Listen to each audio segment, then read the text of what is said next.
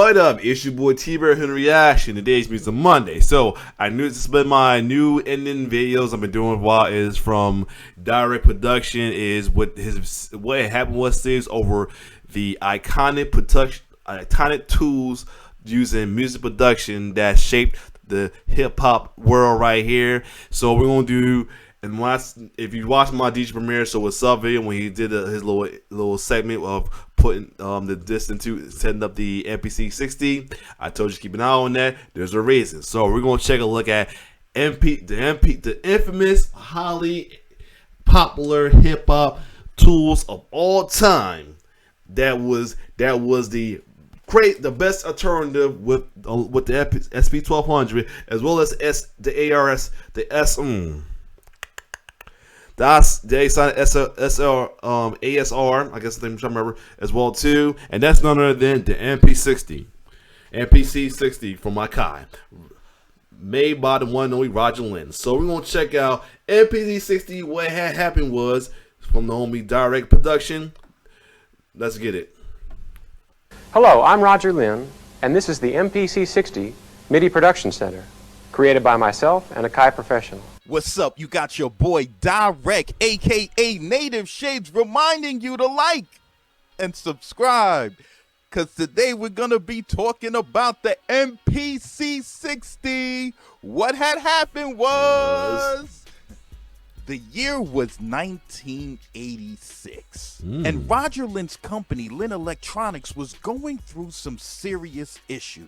The Lynn 9000 was a okay. So he's the one to create the Lynn drums. Okay, drum machine that featured note repeat and even bringing. Hold up, freezing up. We was doing good, so good for a while. Now I want to start freezing up.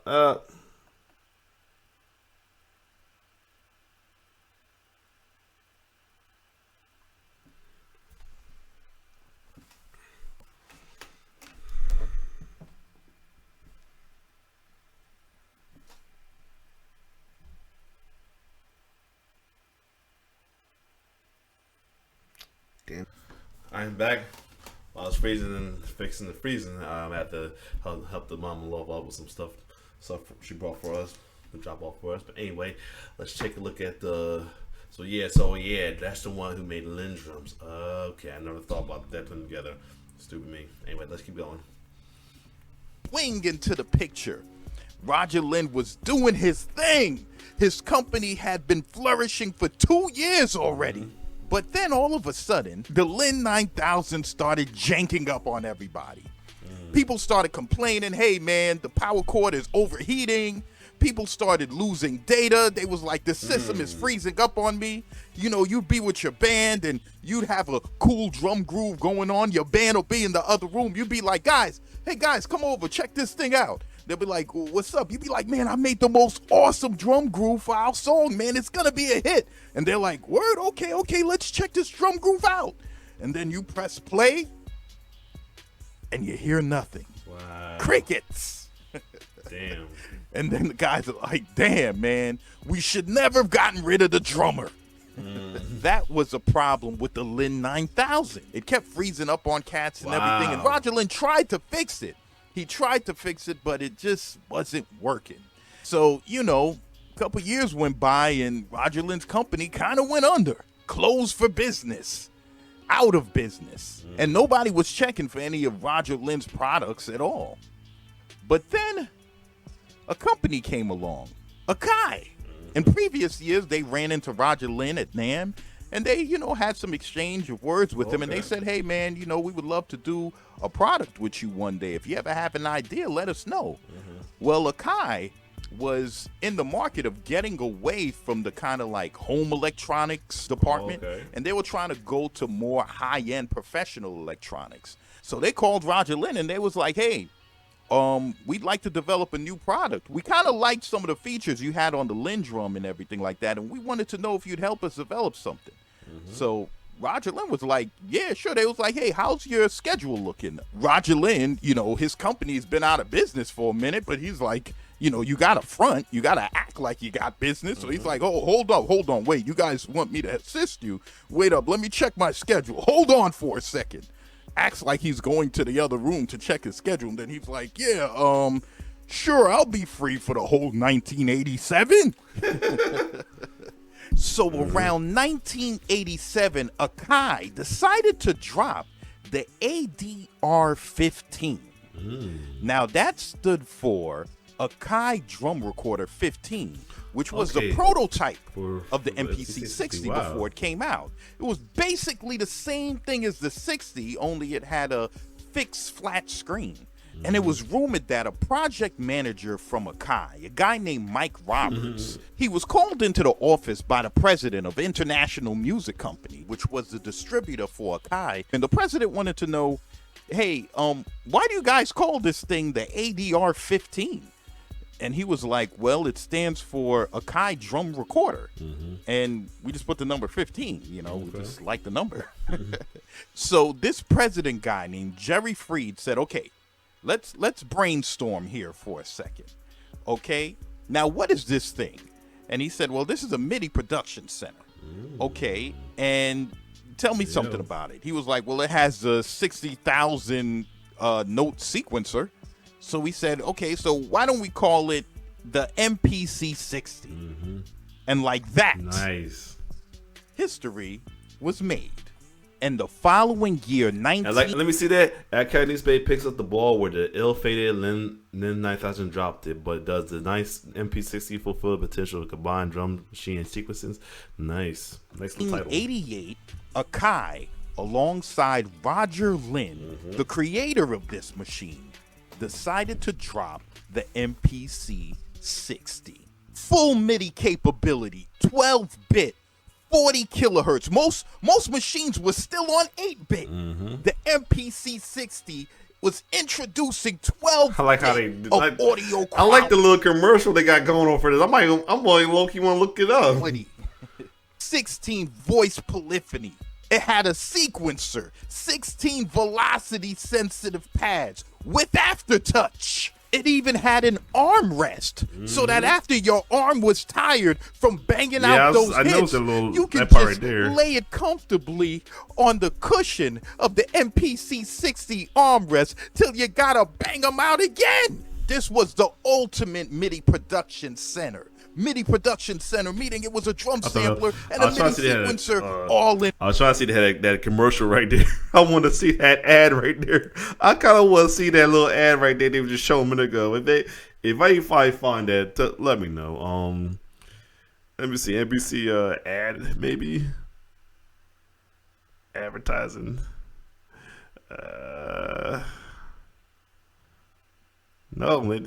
No, just it's the whole introduction. Oh yeah, we gonna check it out. We gonna check that out after this if I got a little time. Yep. In one, this was the ultimate groove machine, and that's what people thought about it when they got it. This was phenomenal. Roger Lynn hated reading manuals. He always said, man, I don't like reading manuals. So he tried to construct this machine in a way where the producer or the artist could just kind of get a little rundown of where everything is and then just go in and start making music. They even had a help feature when whatever section you're in the machine, if you click the help button, it'll tell you pretty much what the section is and what it's there for. You know what I'm saying? They even labeled the pads. The pads even were labeled to say, okay, where you put your snare drum, where should you put your hi-hat, where should you put your kicks and everything like that. That's very, very, very impressive. You know what I'm saying? He really thought of the musician when creating this machine. As far as some of the legendary producers that use this machine, you had people like Quincy Jones, people like Dr. Dre use the MPC-60, Madonna used the MPC-60, DJ Premier, Prince put his hands on the MPC-60. Whoa! Everybody was using the MPC-60. And remember, the MPC-60 wasn't cheap. It was $5,000. And even Roger Lynn felt kind of funny about it being priced that high. But you know, Akai was like, no, that's what we need to do. And I'm sure Roger Lynn didn't mind the checks coming in. You know what I'm saying? But everybody had to get an MPC-60. But with everything people will still have their complaints. Here we go. And to tell you the truth, the only complaints anyone ever really had on the MPC 60 back then was the time. Oh, of People course. wanted more sample time. The MPC 60 came with about 13.1 seconds of sample time. And with the memory expansion, you can expand it to about 26 seconds. But people still wanted more time. They would run up to Roger like, yo, man, this machine is dope. Is there any way? I just wish I had more sample time. It's like, you know, remember when you was a kid and you was in the playground and you was having a ball, you know, Right. with your boy Danny and everything like that? And then your parents would come and they'd be Oh, like, man. come on, Joshua. Oh, Mom. It's time to go. Let's go. And then you'd look at Danny, and then you'd be like, damn, and Danny's chilling. He's still on the swing playing. Right. And you'd be like, oh, man, I wish I had more time. That's how producers felt with the MPC 60. That was the only negative they felt about it. Now, the workflow of the MPC 60 is like this. You're going to press the sound key, select the sample new sound option. Then you're going to choose a drum pad that you want to sample onto. And then you choose proceed. And then the main sampling field will appear. It's kind of crowded, you know, but basically you'll be able to name your sample here. You'll be able to put the amount of recording time you want allocated to the sample you're about to record. You could put the record level of the sample. You could set the threshold. All the little editing features you can set up here on this screen. And just press the soft key 2, which is the ready key. So it's ready for the input signal to start recording. Play whatever the heck you want to sample. It'll record it. It'll stop it whenever you want to stop it, and boom, you got your sample. Now all you got to do is sequence it the way you want to sequence it and make your beat. Everybody loved the MPC 60. Everybody loved this machine. At NAMM, you should have seen people was all over it. And Roger Lynn doesn't even, you know, nowadays he doesn't even go to NAMM that much. When he put out his product, the Linstrument, he made it so that it's kind of a community where they'll email him and they'll be like, hey, Roger, I'm in England and I'd love to use this new product. Is there a way that, you know, I could use it? And he'll say, well, yeah. And he would contact one of the people that purchased the product around your neighborhood and say, hey, there's a guy around your neighborhood that would just like to sample the product and see how it works. You mind showing it to him? And the guy'd be like, yeah, I don't mind. And then the two guys would actually get together, and that one guy that has a product would actually demonstrate it to the one that doesn't. I think that's beautiful. Wow. But some neighborhoods you gotta be careful about. Of course. You know what I'm saying? Yep. Cause on down the block on Real Thug Street, you know, between 187th Street and Murder Highway. No. Yeah, I'm not sure if No. that person wants to demonstrate their No, you don't want to do that. because they'll get a call like, yo, man. Hey, yo, what's up, man? Guy'll pick up the phone like, hey, yeah, what's up? Your name Peter? Yeah, my name's Peter. Yeah, we're coming from that Linstrument community, man. We want to sample that MPC 3000 that you got. Hey, yo, Mikey, how much that's going for on eBay again? Yo, I see one here for 20 G's. Yeah. The one that's for 20 G's. Yeah, we want to sample that product. Where you live? Guy's like, yeah, I live right there by Murder Highway. And the guy will be like, oh, okay, good. Yeah, just have the 3000 out in the yard. We're coming to see it. He's like, oh, you're coming to see? No, not me. I'm gonna be there too, but I'm bringing a couple fellas with me. Lord. I'm bringing T-Bone, Felony, and Rumble. Yeah. Roger Lynn sent us. Big boy, Felony, and Rumble. Still, the Oh, MPC God. 60 is an amazing trend-setting machine. The impact of it led to the development of the MPC 62, the MPC 3000, the MPC 2000, the MPC 2000 XL. You know, the 60s imprint basically And- set the stage. And the MPC Live.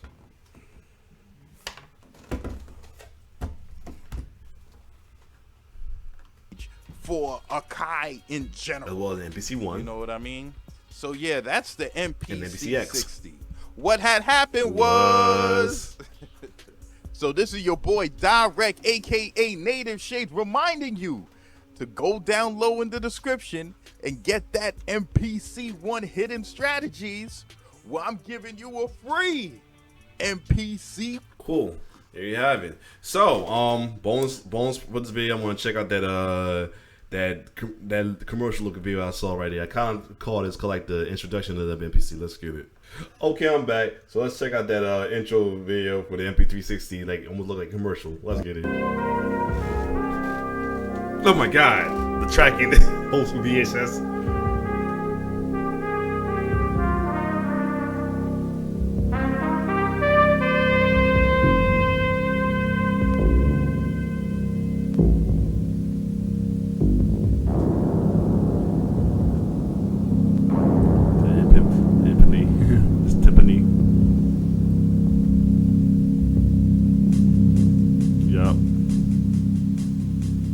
I just want to see the commercial part. You know, that's the whole thing.